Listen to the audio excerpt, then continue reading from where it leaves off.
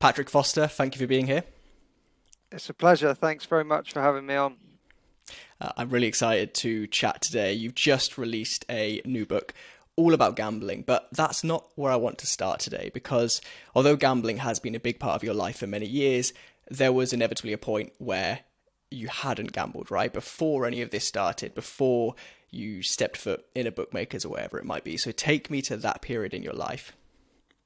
Yeah, I was very fortunate in my upbringing, my background. I was very lucky, well educated. I went to one of the kind of leading independent boarding schools in the country. I was given every opportunity you could possibly imagine. And I had one real kind of passion or ambition in life, and that was to become a professional sportsman. That was all I wanted to do. And fortunately for me, I had some ability in that area. And when I was 15 years old, I was given the opportunity to kind of pursue a life as a young professional cricketer. I was part of an academy. I combined my studies with preparing for a life in professional cricket. And when I left school, I left home and I started to play cricket for a living. And that's what I thought and hoped I'd go on to do for the rest of my life. And as you say, at that point, gambling didn't feature in any way, shape, or form. And that would change when I went to university in 2006.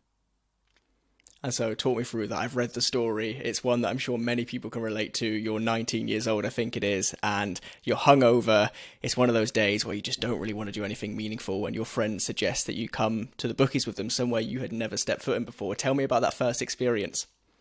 Yeah, it was exactly that, really. It was a first experience. The only kind of exposure I'd ever had to gambling, like a lot of people, was once a year on a day, the horse race called the Grand National, and my dad would put a small bet on for each member of the family. We'd do a sweepstake. We'd sit round. We'd watch TV. Mine would fall at the first hurdle, and I think, what's the point in that? And that's kind of what gambling was for me. And then when I got to university, of course, you meet different people who have been exposed to it, who had done it previously. And as you just said, one Saturday morning, um, as a student in October in Durham, we didn't have much else to do. I was a bit hungover, and some guys said that they were off into town to do this. And I thought, why not? Let's go and see what this is all about. And I followed them into the shop. And at that point, I didn't really know what I was letting myself in for. Obviously, I walked in and it was kind of a whole new world, really. It appealed to me instantly because there was kind of sport all over the TV and people milling around, and there was a real sort of buzz in there. And I just watched at first, and then I stepped foot on a fob T machine or a fixed odds betting terminal, and I placed my first bet, which was on a roulette machine. And as they say, the rest is history. So I remember reading that before you went on to that fixed or betting terminal machine, you saw a bloke, I assume, get annoyed of it. He had lost his money. He stormed out. Do you ever, given the 12 years that unfolded after that, and the kind of darker side of gambling that you have seen firsthand, do you ever think about that man and think what situation he might have been in as he stormed away?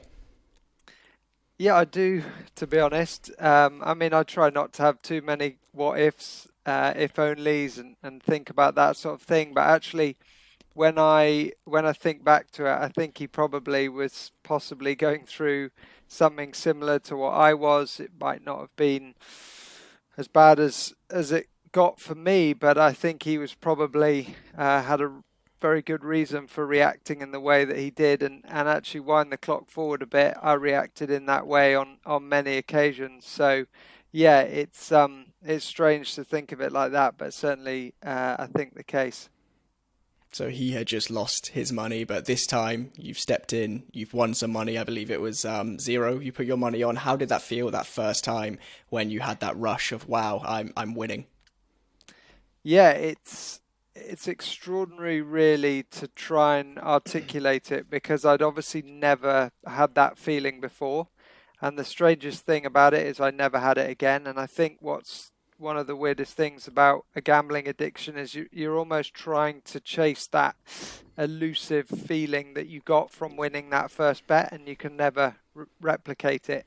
And of course, if I'd known that, things might have been different. But it was like nothing else. As I always say, the fact that kind of everybody gave me a reaction did nothing for my already sizable ego, and I don't think that helped the matter. But yeah, it was certainly a feeling that, as I say, I've never had since. And so let's wind the clock forward a little bit. I'm sure that we're going to jump over several years in my next question, but you take a job in the city, and you get a pay rise, and you're about to place a really substantial bet relative to what you've done in the past. But just before we get on to that, what's the middle ground between that first ever bet and that life changing bet which eventually came in for you? Yeah, it's interesting because I think actually for a while whilst I was at university, it was actually what gambling should be. In the sense that it was fun, it was a form of entertainment, it was something that I did with my mates. I won, I lost, it was exciting. The money that I was losing wasn't huge sums of money, it was money I could afford to lose because obviously I was in a fortunate position being paid to play cricket. Um, I guess I would caveat that by saying there were still times where I was doing it more than I should have been, and the secrecy started to creep in because I'd go to the bookies with my mates, and then a couple of hours later, I'd find myself back there without them, and I would never tell anybody that I did that. But still, it wasn't sort of, it didn't feel like it was totally out of control. Um, that was certainly the first year at university. Obviously, by the time the second year came round, cricket had unfortunately not worked out for me, and I found that really difficult. And of course, what that left was a bit of a void in my life because I didn't have the same focus, motivation. I also had a lot more time on my hands, and I started to do it more and more. But again, I don't think it was having a significantly negative effect on my mental health. It was obviously taking up some of my time, but I was still getting done what I needed to, and financially I wasn't in any debt or any bother really. But I was always kind of aware that this is something that I seem to be obsessed with, and I seem to be doing it an awful lot and probably more than most people. Um, but I don't think at that point I was addicted, if you like. It was something that I was pretty hooked on almost from the first time I did it, but I felt like at any point, if I really needed to at that point, I could have stopped if I'd wanted to. I just didn't want to at that point. As you were, I guess, moving further and further into the world of gambling, before you got to a point where you had a realization that actually I think I might be hooked on this, did you ever kind of stop and check yourself and think, actually, I think I might be heading towards this? Were there any feelings of uncertainty or doubt in you say your ability to stop, but of course it's a blurry line, right? You don't know exactly when the moment you crossed from I enjoy this to addiction, but before you think you crossed that line, did you ever look forward and think, actually, this could get messy?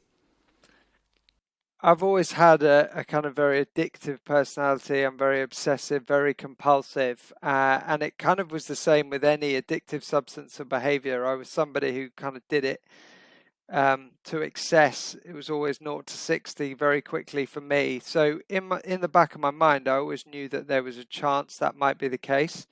But I think when you're young, you kind of think, well, it won't be me that gets myself into that mess. It won't happen to me, but also I'm kind of big enough and strong enough that if I need to, I'll stop. And of course, I learned the hard way that that's not the case. But yeah, I think there were definitely a few warning signs because there were times where I would lose significant amounts of money relatively at university, and then my sole ambition would be to try and get out of that. And at times it became sort of quite stressful. It would take up a lot of time, and on those occasions, more often than not, I managed to have the luck that I needed to get myself out of there, but not before I'd been through quite a process. So I think that gave away, um, that was a few telltale signs that actually this could become a problem if I'm not careful. And of course, easy to say now, but I'd wish I'd kind of acted on those a bit more than I obviously did. So you use an interesting word there, which is luck. I'm going to ask a two-pronged question, I guess. At the time, did you believe that winning or losing in gambling was down to luck or skill? And what's your opinion on that now? Yeah, I mean, I think there was a lot of luck involved, particularly in some of the games. Things like roulette, I always realised that there was a significant element of chance. That said, like a lot of gambling addicts, and actually a lot of people that do it a lot, I had all sorts of theories. I thought I could beat the system. I thought I knew what number came up after other numbers. And of course, when it does happen, it convinces you even more that you're kind of cleverer than the system. And of course, you're not. I guess with some other elements of gambling, for instance, something like horse racing or sports betting, you can sort of study the form, you can go on knowledge, information, and so for certain elements, I always believe that actually there was a bit more skill involved and you could be more calculated and you could work out actually what are good odds and what aren't. Of course, now I realize that actually it's not weighted in your favour in any way. I realise that you don't get too many poor bookmakers, and there's a reason that the gambling industry is successful as it is. So yeah, I think I've probably learnt that actually there are things probably not in your favour that you think are. But when you're young, you kind of think you're invincible, and as I allude to in my book, and as I kind of am fairly honest about now, I think I was sort of complacent and almost arrogant, and you think, well, I'm better than this, and actually I clearly wasn't. When it came to the sports betting, do you think that having been inside a professional sports team as a professional sports person, do you think that that left you more pre-exposed to think that you were, I guess, above average in knowledge of sports and therefore able to, for want of a better phrase, game the system? Yeah, definitely. I think you feel like you've got that kind of um, heightened knowledge, or you know more than most people. Certainly, that was the case with sports. And also, I think you couple that with that kind of very competitive nature that I've always had, which is what actually made me very successful and very high achieving when I was younger. But I always say made me very bad at gambling because there was a refusal. I've always been a very bad loser, and when I gambled, there was a kind of refusal to accept that I'd lost, and I wouldn't stop until I won. And then obviously you think when you've won, well, I'll stop now. But of course, you love that feeling so much, it makes you sort of feel big about yourself that you go again. So I think put those things together is what probably made it a kind of match made in heaven or hell, depending on which way you look at it. Now, I'll be honest, I've never played cricket. I couldn't even tell you the rules of cricket. But do you get the same buzz, or did you get the same buzz back then from actually playing sports as you did from gambling? I guess where I'm going with this is when the cricket career ended, did gambling almost feel that buzz of competitiveness and a need to be actively involved in something that has a binary outcome? Yeah, I think it definitely played its part. I talk now a lot about kind of buzz replication, and when I was playing sport, you kind of get that instant response, instant reaction to things, that feeling of taking a wicket or hitting a six or whatever it might be, and it kind of gives you exactly that feeling. And gambling was the closest thing I could find to replicate that. And it's interesting, you wind the clock forward a huge amount of time, and I look at my recovery now, which I'm sure we might touch on. Actually, that's one of the ways that I um, kind of have replaced gambling, was to almost flip it on its head and go back to doing those things, because realize that they're kind of healthy coping mechanisms or ways of getting that feeling, which gambling really wasn't for me. So let's jump forward to your time in the city. and that big first bet. Tell me about the £500 bet that you placed. Yeah, I put a football accumulator on one Wednesday evening. It was the Champions League. I just received some good news at work, and I was obviously feeling quite pleased with myself. I'd just been given a load of money that I didn't feel like I needed at the time. I was always somebody who, when I gambled on football, I used to love football accumulators. And yeah, I put a six-fold football accumulator on. In three of the matches, I think both teams had to score a goal. One match, there was one of the favourites had to lose at quite high odds, and two matches had to be a draw. I put £500 on this because, as I said, I was feeling quite pleased with myself, and yeah, I went upstairs out of the betting shop into a bar, started getting drunk with my mates, and I guess 90 minutes later, um, £500 became the best part of £35,000, and yeah, life certainly changed from that moment onwards in a very significant way. And in that exact moment, as precise down to the second as you can remember of the actual moment when you saw that all six games had come in, what was that feeling? The feeling was extraordinary.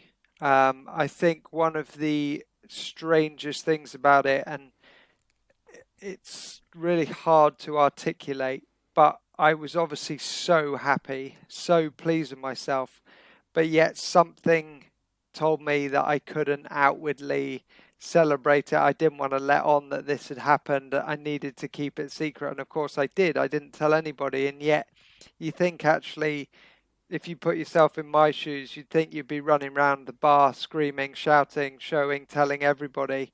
So it's really strange because it did give me a feeling like nothing else. But at the same time, I just didn't tell anybody. I didn't let on, and people wouldn't have had a clue. And that in itself is kind of really strange. And I guess should have told me something there and then, but I just didn't think of it that way.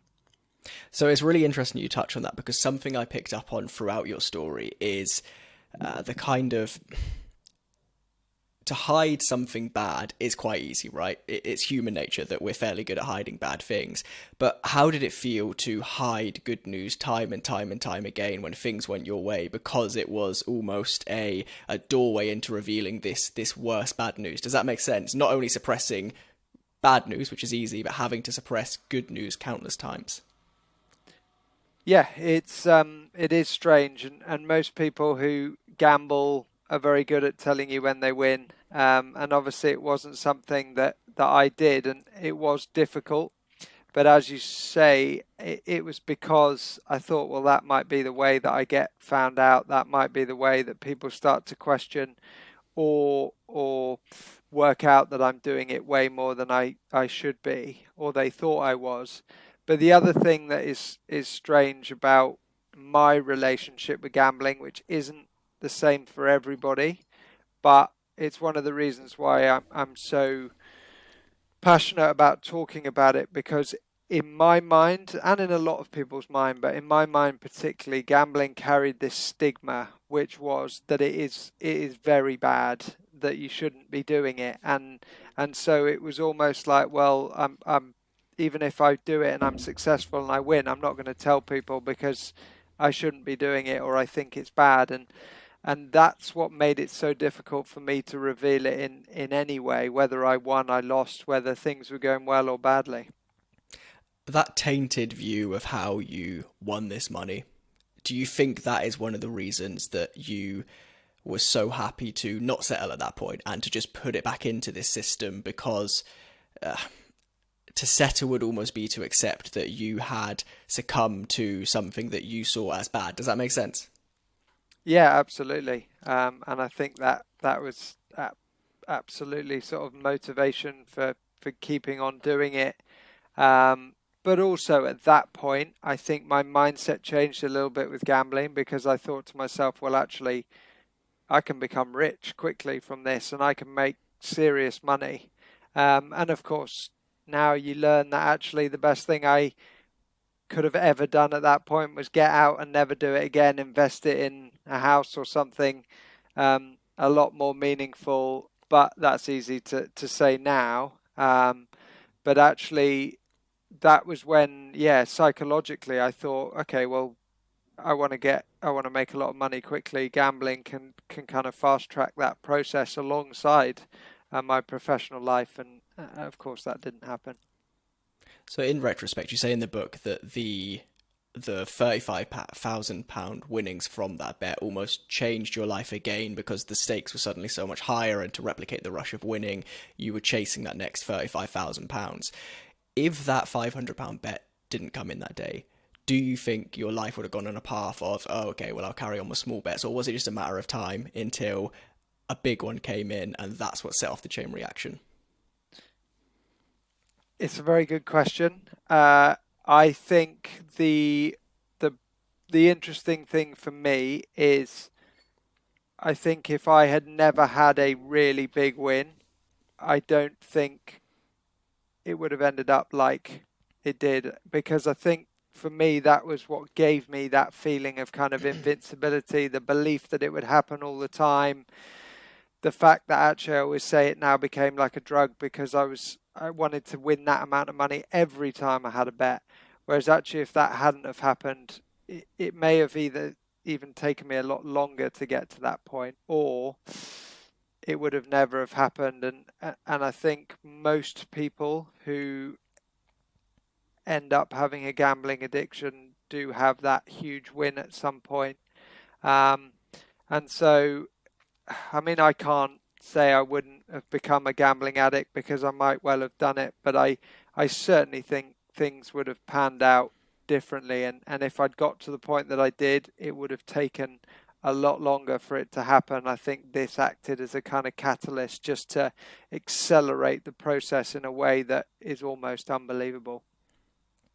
And so, £35,000 in your bank, you begin gambling that money bit by bit. I guess two questions here, which I think are quite interesting. Number one, were you keeping a check on that £35,000 as if that was real money, or because you started at 500, was that 34,500 give or take kind of almost not real money, if that makes sense? And then on top of that, when that 35,000 was gone, how did that feel?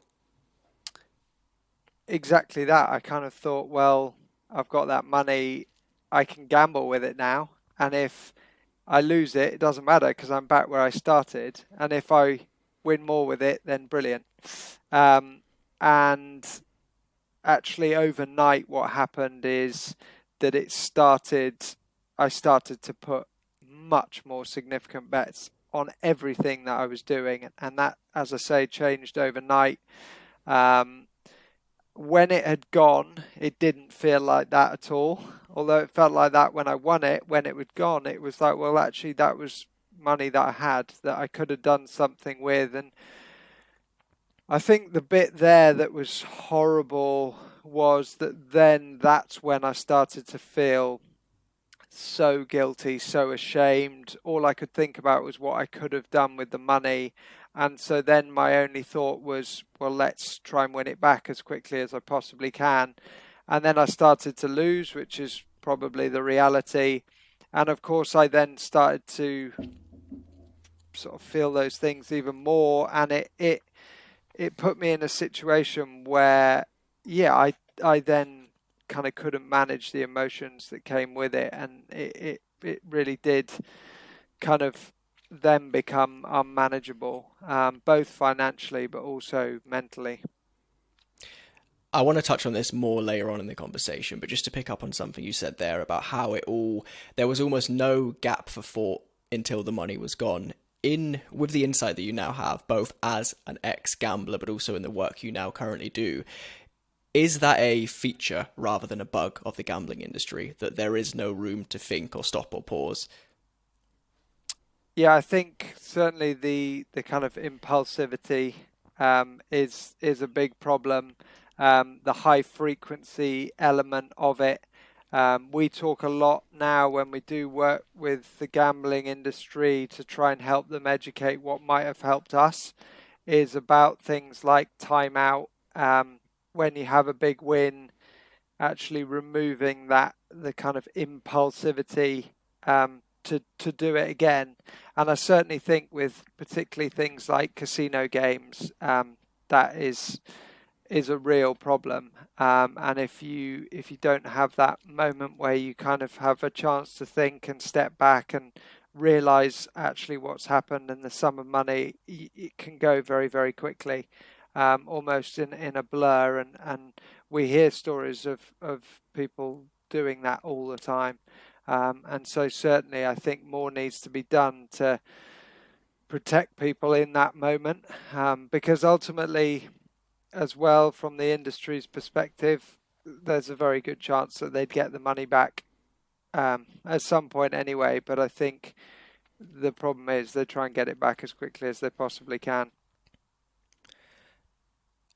During your time gambling, did you ever happen to look over somebody's shoulder as they were, say, watching a race or on a fixed odd betting terminal and see in them behavior that you would happily do yourself, but look at them and think, my God, that looks like a problem? And the reason I ask this is, we all sit here and say that everybody has a tech addiction and a phone problem and this and that. And when you see somebody from the outside looking in, if you were to sit on a bus or a train and watch somebody for half an hour on their phone as they go from Twitter to Instagram to Facebook and they scroll and refresh and do all these things, from the outside looking in, it looks borderline insane, right? And yet we do the exact same behavior. And when it's kind of one-on-one with the device, that reality fades out. Did you ever see that firsthand when looking over someone's shoulder in a bookmaker's?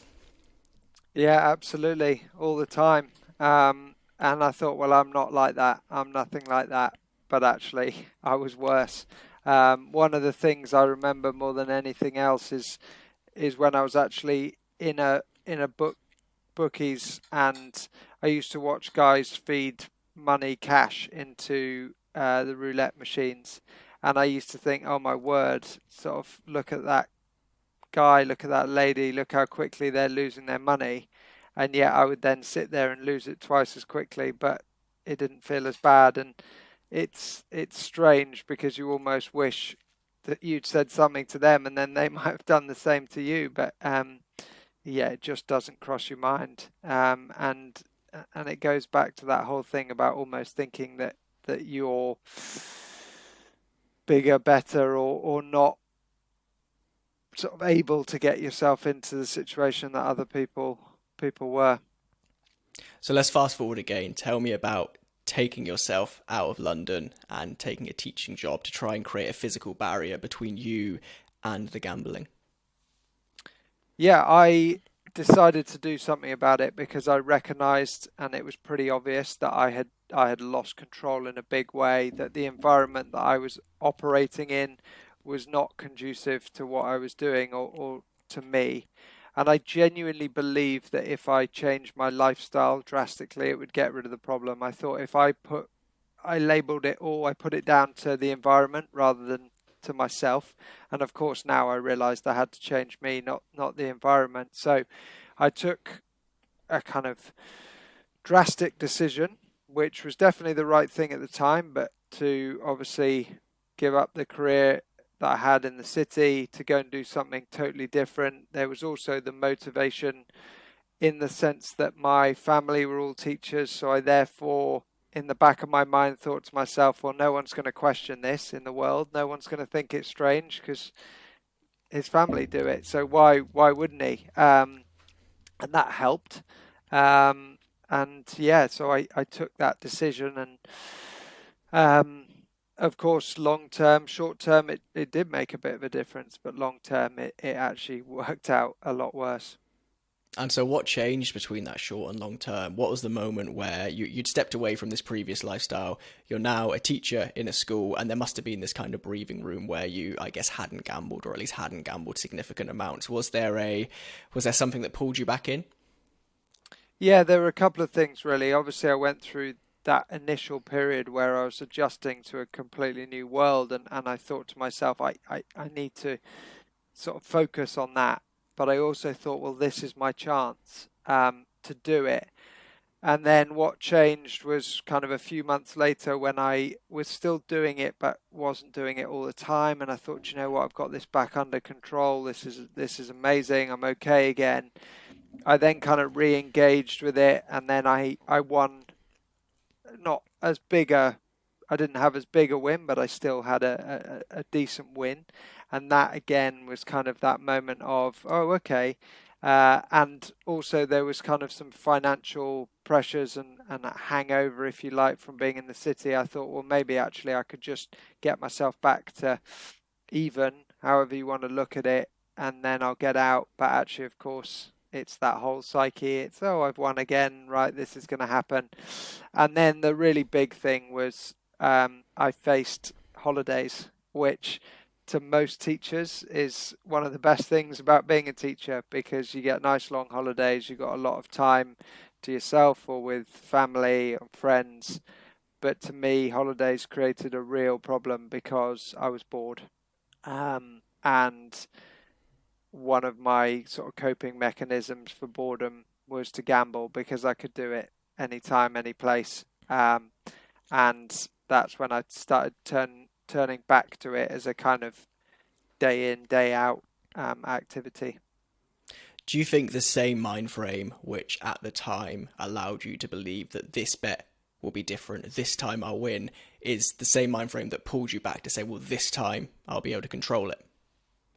Yeah, I think so. I thought, well, if I've managed to not do it as much, then I'm not going to ever get to the point again that I was where it was kind of so stressful and was doing it to such an extent. And I thought, yeah, actually, exactly as you just said, this time it's going to be different. This time I am going to be really calculated around it, and if I win, I'm going to get out, and if I lose, then I'm going to make sure that I step away and I'm not going to try and chase my losses all the time. Of course, that lasted absolutely no time whatsoever, sadly. And I'd even said to myself at times, I'm not going to bet on this anymore that I previously did, and of course I did very quickly. In those moments where you're trying to apply positive rationale to these situations to get control of the gambling, what are the kind of messages that are going through your mind when, say, I don't know, for example, you've won a fairly sizable amount of money and the positive logic is telling you, right, well, I've said that if I get to X amount, I'm going to withdraw the money, I'm going to keep my winnings, whatever it might be. What are the messages going through your head that are, I guess, explicitly encouraging you to just keep going, just keep going? Yeah, it's quite hard to explain, but it was almost like no amount of money was ever enough for me because if I got to a certain point, there was always, well, actually, if I could get that bit more, it will allow me to do this or allow me to do that. So let's say, for instance, I knew that I had X amount of debt that I needed to pay off and I needed to get to £10,000. I would say to myself when I got to £10,000, well, actually, now if I can get to £12,500, then that £2,500 can go on, I don't know, whatever, an amazing holiday. Uh, of course, now I realise that the reality was it wasn't going to go on an amazing holiday. It was just going to go on gambling. But you were constantly able to justify to yourself that you needed a bit more, and there was always a reason for having a bit more. And the other thing that I used to do, which again is really strange, is I used to actually, at times, I used to withdraw money, but then I would justify redepositing by saying, "Well, I've got that money coming." So actually, it was completely irrelevant.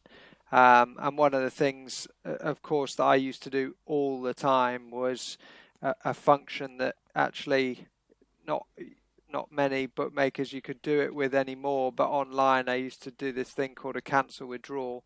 So I would withdraw the money thinking I was doing the right thing. I would of course then lose anything that I had left and or left in my account, and then I'd go back because it would take 5 days for it to clear and I'd cancel it and it would go straight back into my online account. So actually whilst I justified to myself that I'd withdrawn some money, no money ever hit my bank account.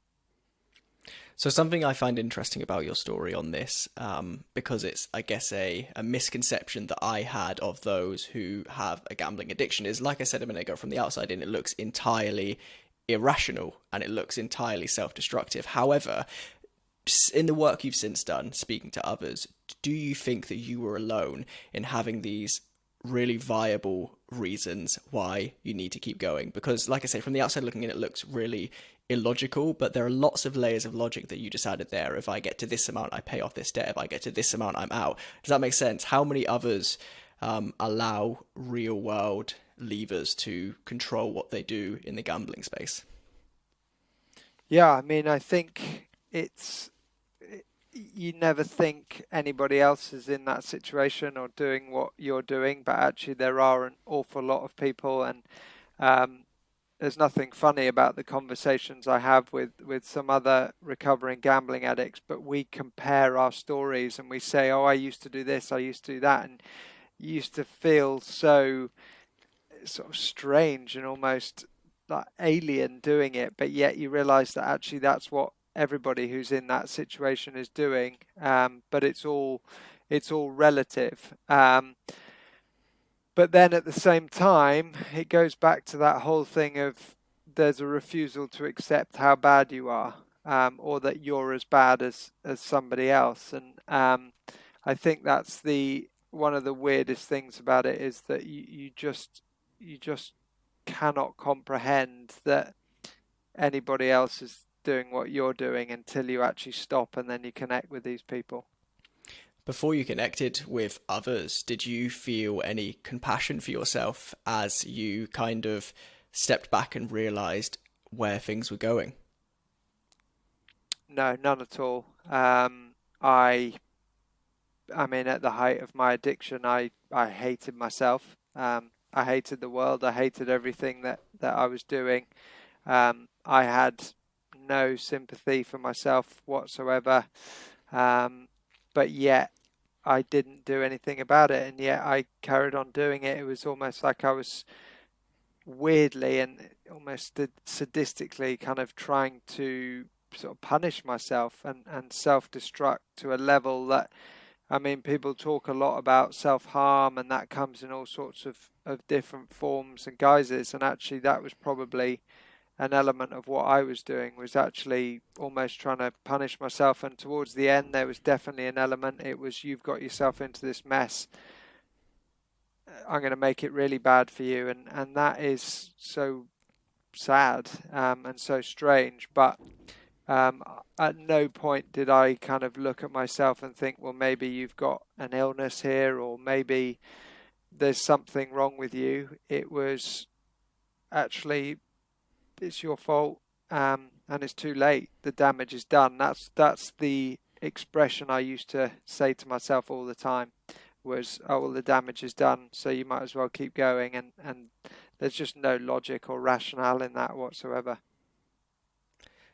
Given that we talk about gambling rightly as an addiction, and we as a society understand other addictions in a far more compassionate way, whether it is drug use or alcoholism, looking back, do you think that any of this was your fault, or do you think that you were pre-exposed to get sucked into a system that is designed to do exactly what it did?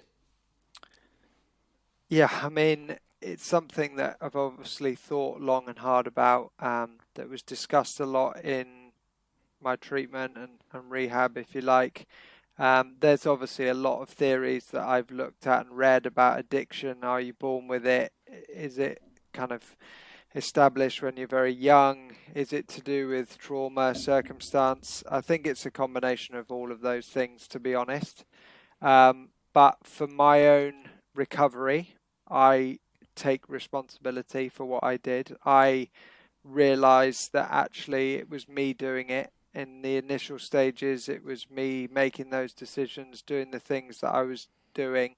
I, of course, now understand that actually towards the end I was suffering from an illness. I'd lost the ability to make a rational choice.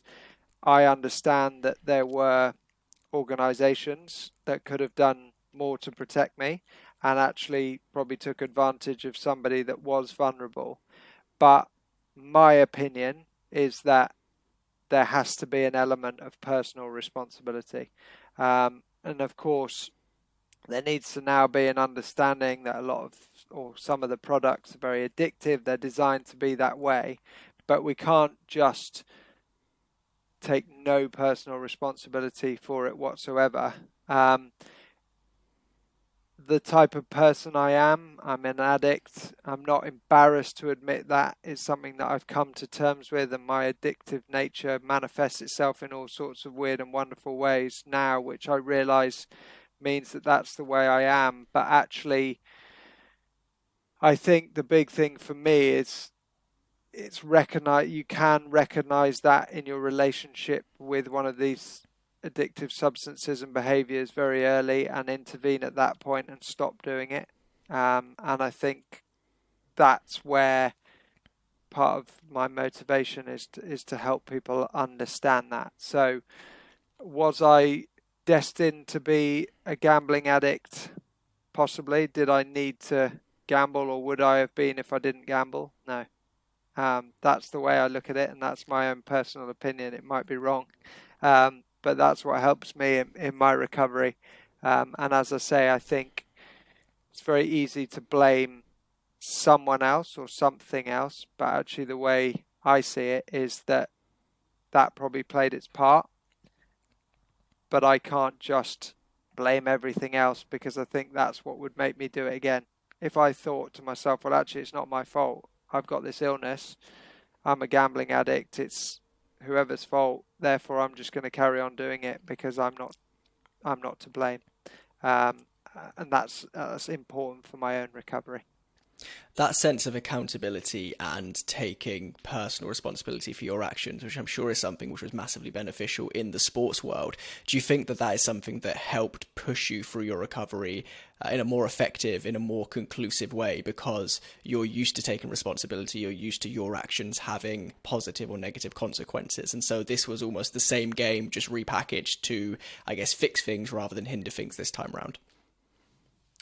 Yeah, I think so. I think it definitely helped, and it was for me. It was, well, you've got this opportunity. You've got to grab it with both hands, and you got to make the most of it, because there's no two ways about it. I look at it as if I got given a second chance at life, which I did, and I could search for answers, which I understand why people do. I could try and think, well, actually, this might be the reason, that might be the reason, but ultimately, it's not going to change the past. And as much as I would love to wave a magic wand and go back 13 years and have that time again, I can't. I can't change what's gone. I have to accept it. I have to take ownership of it ultimately, but now all I can do is change what happens in front of me. And so for me, I think there was a real kind of sportsman's mentality to that element of it, which is that's gone. Um, you can only change what's going forward, and that's probably really helped. And as I say, I can understand why people do find it more difficult, or they do try and sort of pin the responsibility on someone else. But for me, that just wouldn't have worked for my recovery. So, one of the most remarkable sections of the book, sections of your story, is the teachers in the sorry the parents in the school when you were a teacher and borrowing money from a number of individuals. Talk to me about not only that element of the story, because I think it's interesting in this wider piece, but also the kind of mind frames that you're in when approaching those conversations, and when you're given the money. Does that feel comparable to winning at gambling? Yeah, it's something that obviously people find really difficult to believe, that I ever did. I think I had access. I was surrounded by that. I had access to that. I had access to that information. And of course, what I did was I took advantage of people, and that's not something that I'm proud of in any way. But it was out of desperation, and it was because I'd explored every other medium to get money that you possibly could. And for me, it was either right, I either start committing crimes or I try this. And of course, then when it worked, it was like, oh, whoa, here we go. This is a way to get more and more. And did I care about these people? Of course I did. But by this point, I had an addiction and I was trying to feed it. And you also weirdly became addicted, as you say, to that almost the feeling of when I would approach somebody for money, the feeling that if they said yes was a bit like winning a bet, because that's what you're doing. You're taking a gamble by asking these people. You're putting reputation, profession, everything on the line, and so it was like that, and I almost became addicted to that in itself. And when I didn't have any money to gamble with, that's what kind of fed the addiction. Um, and at times people said no, and would I stop and think, well, maybe there's a good reason why they said no? Absolutely not. I'd just move on to the next one, just like I'd move on to the next bet. And how was your career at this point? Because of course the central theme through this whole story is the gambling, but I guess for at least a section of hours during the working day, there was a job to be done.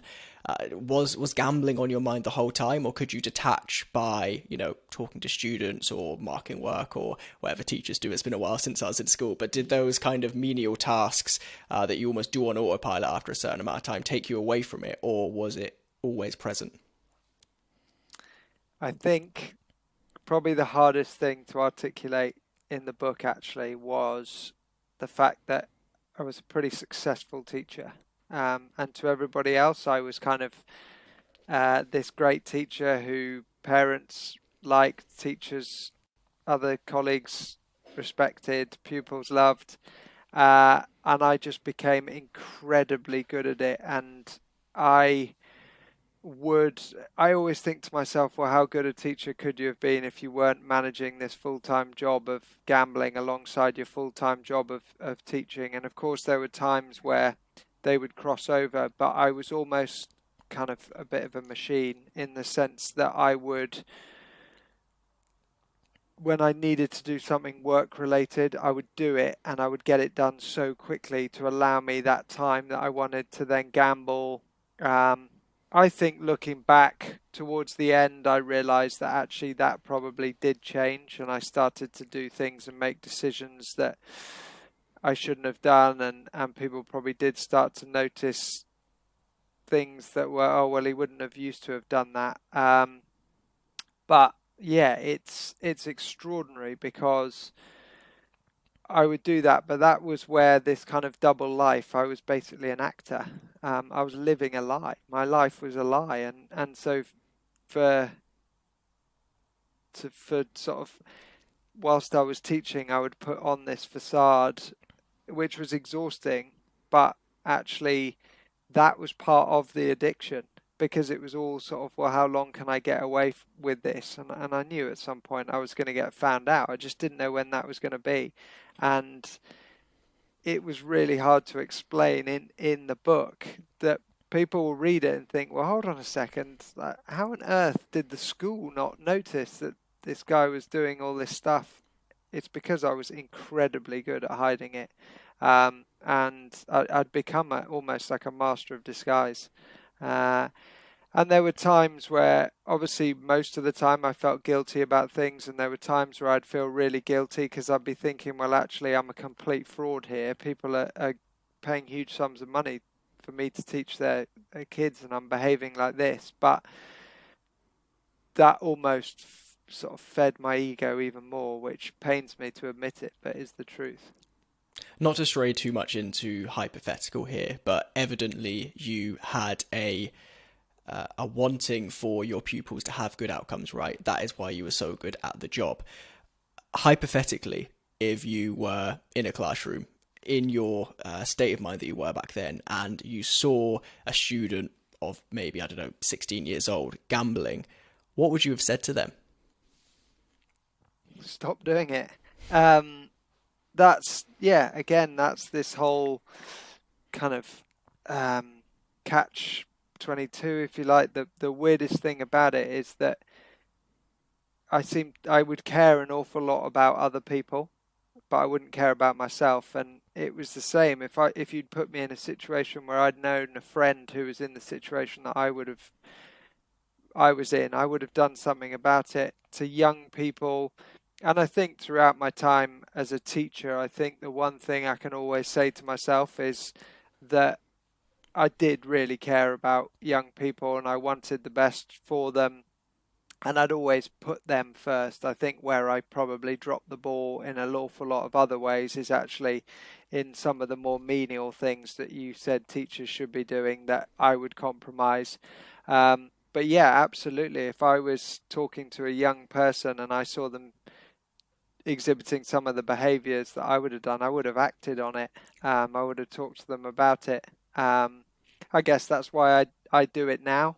Um, but yeah, it's really strange to think of that because you kind of it makes you very selfish, your addiction, but you lose kind of all self love, all self respect during that time. So in a minute, I want to come on to what you do now because I think it's very important. But there's a section in the book where you talk about the 12-day period, almost where the game was up, where the gamble of all gambles had kind of stopped paying, and your debts were catching up with you, and the school had found out. If I just shut up for a minute, can you tell the 12 days as you recall them? Yeah, I think it got to the point where things had got really desperate, and I knew at some point, as I said, I was going to get found out. I just didn't know when that was going to be, and I'd exhausted every avenue you could possibly imagine to get money. I'd started to sort of say things and do things that I probably shouldn't have done, and essentially, one of the the the people that I'd borrowed money off rightly for the first time questioned me in a way that was very directed and said, "Is it gambling?" Um, and whilst people had mentioned it before, I'd been very quick to dismiss it and I'd got away with it. But this time it was, well, it was almost like they knew it was gambling. And as soon as that happened, I thought, okay, I've been found out here. Um, and you never really know how you're going to deal with that moment. And I panicked. And the irony of a gambling addiction, I always say, is that the thing that has got you into it in the first place is the only thing you genuinely believe can get you out of it. No alcoholic ever tries to drink themselves sober. But as a gambling addict, I always believed that gambling would be the solution. And it then became a matter of, okay, I realize and I accept that there's going to be some consequences to what I've done, and the secret's going to be revealed, and ultimately I'm probably going to lose my job, which of course I cared about, but I thought I can get another job. Similarly with my house, I was living in school accommodation, so I knew that came with it, and I thought I'm probably going to lose my house, but again, I can find somewhere else to live. The two things that were highest on my agenda was one, am I going to go to prison? Which I believed I would do for some of the things that I'd done, but also the financial side of things that I owe an awful lot of people money and I owe it to them now. And so, actually, if I can get rid of that, I can get rid of the kind of element of prison or charges that might come with it. Because if ultimately, if everybody's got their money back, we're okay. And I did exactly that. I tried to gamble my way out of it by borrowing more money. uh, it was the start of the Cheltenham Festival, the biggest horse racing festival in the world, and over the course of the 4 days, I gambled all day, every day. I won, I lost. I can never explain to anybody how stressful it was, what I was going through, and I had one extraordinary piece of luck. I won a life-changing sum of money, but actually it was meant nothing to me because now it was a matter of literally life and death. And because time was running out, I decided to for want of a better word, hedge my bets. I put all the money that I'd earned over those few days on one bet, on one horse race, um, the Cheltenham Gold Cup in 2018, and it was a case of if this horse wins, then I win that money back. And as I say, there's consequences, but they're not as bad as they could be. And if it doesn't, then I face the worst consequence, and that is I'm going to kill myself. But that is better than having to tell people what I've been doing and the way I've affected other people. And my horse came second by a length, which at the time was the worst thing possible because my world came crashing down. Obviously, I realise now it was probably the best thing that ever happened to me. Um, but I thought I was faced with no option, and I tried to go through with it. I tried to kill myself in various different ways. I came pretty close, but fortunately something stopped me. And I eventually reached out to my younger brother, which was the best thing I ever did. I don't think he'll ever know how close I was or the situation I was in because I think his reaction would have been very different. But actually, that communication was the thing that saved my life because the turning point for me was it made me think about other people, not just myself. And I realized that actually, whilst I thought this might be the best thing for me, what's going to be left behind? Not just for those people that love and care about me and are close to me, but what about everybody else that has been through this process with me? And I thought, you know what? I can't do it to everybody else. I didn't really care about myself. I thought I can't do it to myself, to everybody else. So I decided not to throw myself in front of a train, which was what I was about to do, and took myself home and came clean. And I think that moment was so tough, but actually that was the moment where I could move forward in my life. Until I was prepared to put my hands up and say, yep, my time's up. I've can't deal with this problem myself. I've tried it every way I possibly can. I can't. I need help, and I want it. Until I was prepared to do that, it wasn't going to get any better. And from that moment on, it did get better. I mean, it wasn't solved immediately, and I always say to people now, you got to reach out for help, and you got to ask people for help and tell someone. And people say, well, what happens then? Is it all solved? Absolutely not. But it's the start of that, and it's the hardest thing to do. And once you do that, there is a way forward. Until that point, there is no way forward. There's no way out. So, 12 years of gambling, 12 years of being an actor, as you said. How did it feel to have that release when you were finally just honest? Yeah, it's the biggest and best win I've ever had. I always say to people when I was actually stood on the train platform, I was stood there in floods of tears, people looking at me thinking, what on earth is wrong with this guy? I don't lie or exaggerate when I say to people it was probably the best feeling I've ever had because I just felt this kind of overwhelming sense of relief.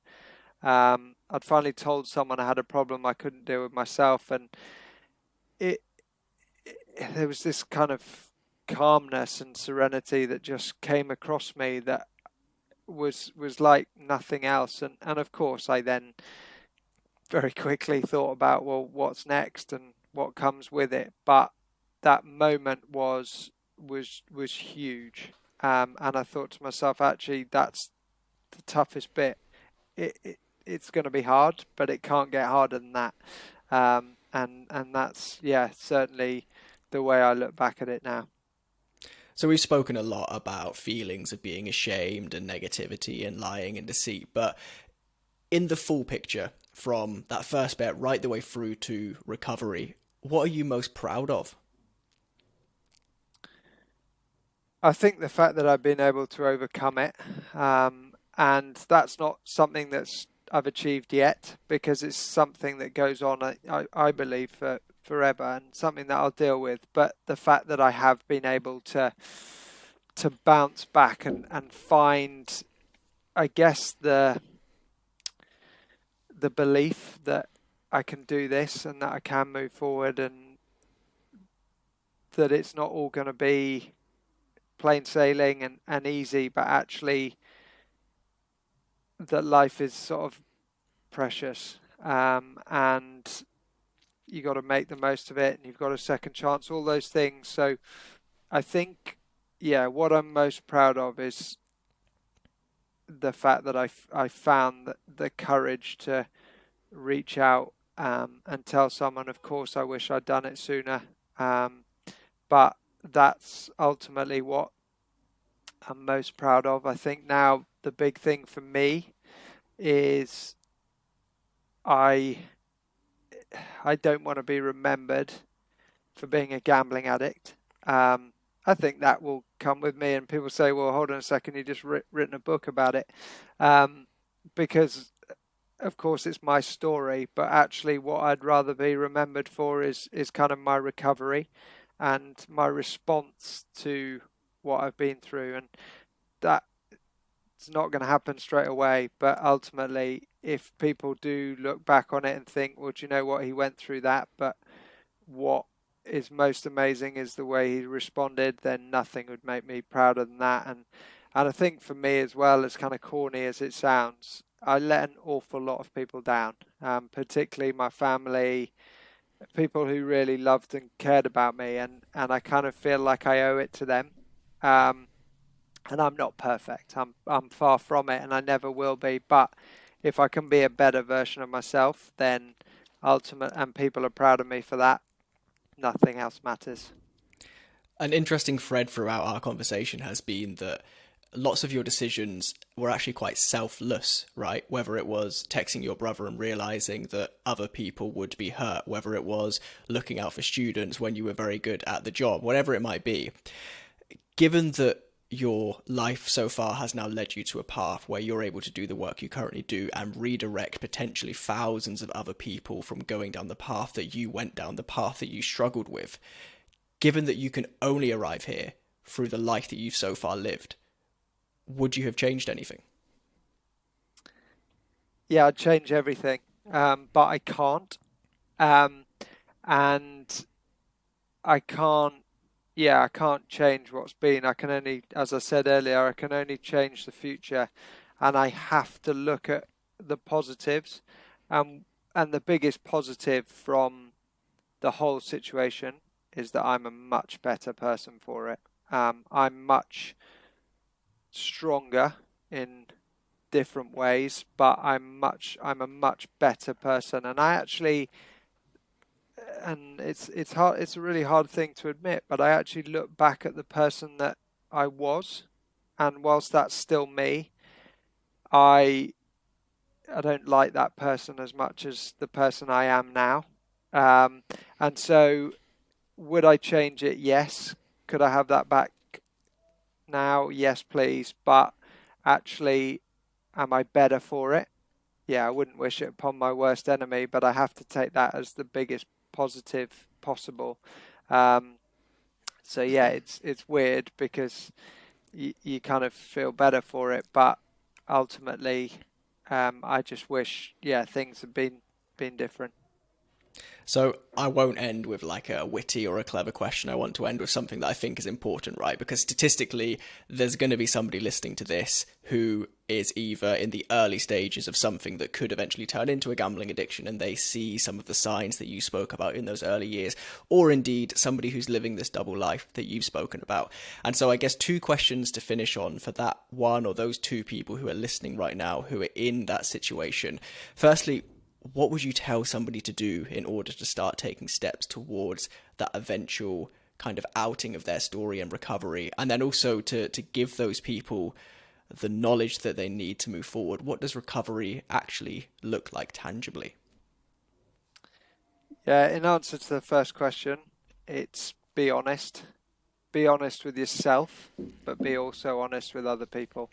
And tell the truth, and be true to yourself, because actually that's what I wasn't. I lied to other people. I was a compulsive liar. I lived a lie, but ultimately I wasn't true to myself. And I think that's my advice to anybody is just be really honest. And sometimes you do have to have a long, hard look at yourself in the mirror and you have to accept it, but also realize that actually, if you're not honest, it's very difficult to move forward. In answer to your second question, I always say to people, talk, tell someone. And that's coming from somebody who didn't tell anyone anything for 10 years. So it's easy for me to say in hindsight. But actually, when the, the biggest change in my recovery was, or the start of my recovery, should I say, was connecting to people. I was very fortunate in where I received the help that I did when I reached out to a lady called Mandy Saligari, who was the lady who was the clinical director of where I was treated. It was the first time that I had spoken to a fellow addict. And that connection, people often say that the opposite of addiction is connection. And that was a life-changing moment for me because it made me realize that I'm not the only one. I'm not alone, but also that life is possible without whatever it is that you're doing.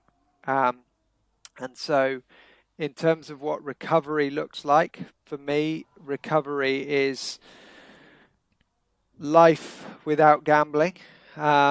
It's not totally straightforward. It has its challenges, but doesn't everybody's life have challenges? I'm just better equipped to deal with them. Um, and I've got a lot of debt, but as soon as people feel sorry for myself, sorry for me, sorry, I've got more money than I've ever had because I'm not gambling. So it's a much more positive outlook on life. Recovery for me is just such, it's much more positive existence, whereas everything about my life, one way or another, was very negative before, and now it's really sort of positive. And as I say, it's not easy. It takes a lot of hard work. It has to be prioritized over and above everything else, but it's so worth it. And did I ever think there was a way out? Absolutely not. No chance. But is there? Absolutely. Patrick, amazing. I've really enjoyed this. Your new book, Might Bite: The Secret Life of a Gambling Addict, is out now. I'm going to make sure that there's a link in the show notes for anyone to go and get a copy if they want to. If people want to head to see the work that you do right now and follow you online, where should they go? Yeah, the company that I work for, Epic Risk Management, who are a team of people that have been through similar things, and we use our experiences to educate people to try and take the problem out of gambling and prevent people going down the route that we did. You can type in Epic Risk Management to your search engine and find the website. In terms of me personally, I'm fairly active on social media. I'm at Patrick Foster02 on Twitter, at Patch Foster on Instagram, and if anybody does want to speak to me about what they're going through or what somebody else might be, if you've listened to this, then please do reach out. Of course, do buy the book. I hope you enjoy it, if enjoy the right word, but I hope it certainly gives you an interesting insight into what I went through. And um, yeah, if it helps one person, then ultimately it'll be worth it. So yeah, thanks so much for having me on. Amazing. Thank you.